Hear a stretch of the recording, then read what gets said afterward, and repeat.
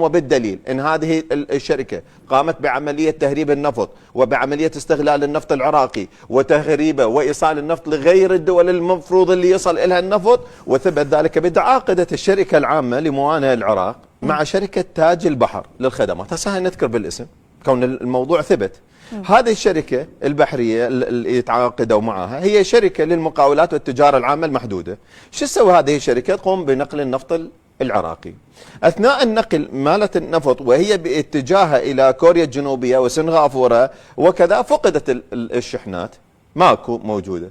تبخرت؟ ما هي الشركه؟ نعم، هذه الشركه صار بلاغ عليها يابا هذه الشركه ترى قامت بعمليه استبدال النفط العراقي بالمحيط.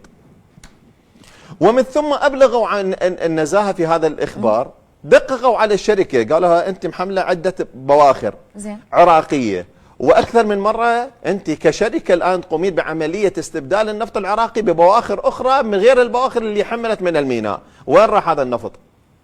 ومين النفط الاخر اللي تضيفين؟ هذه شركه تاج البحر اللي متعاقدين وياها الجماعه. ما ادري شركه كوريه ولا شركه عراقيه؟ المفروض توصل النفط العراقي الى اسيا او الى اوروبا. الشركه وين اهلها؟ اهلها؟ اي منين هذا الشركة؟ اسمها والله اهلها مجهولين. اهلها مجهولين، هذا اسمها يعني الكامل. عراقيين؟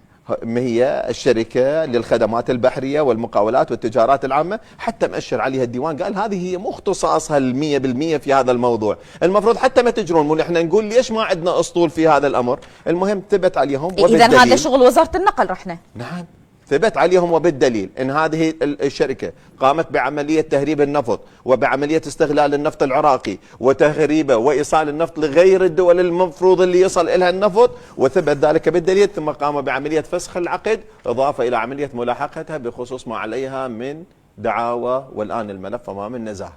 وشنو اسد الشركه واطلع في القصه؟ بعد هسه احنا شو نريد نسوي اكثر من هذا؟ شو نريد اسوي؟ بس انا اسولف على قضايا التهريب.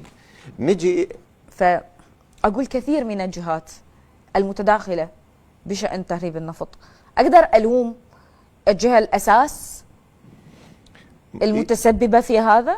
يعني على تعاقب الحكومات الموجودة ما عندنا خبراء موجودين في النفط الآن لو نستعين بهم يعني بيهم صدقوا بالله يصير عندنا إيرادات غير الإيرادات اللي نحققها من 3 مليون و500 اللي تطلع بخصوص حصة العراق.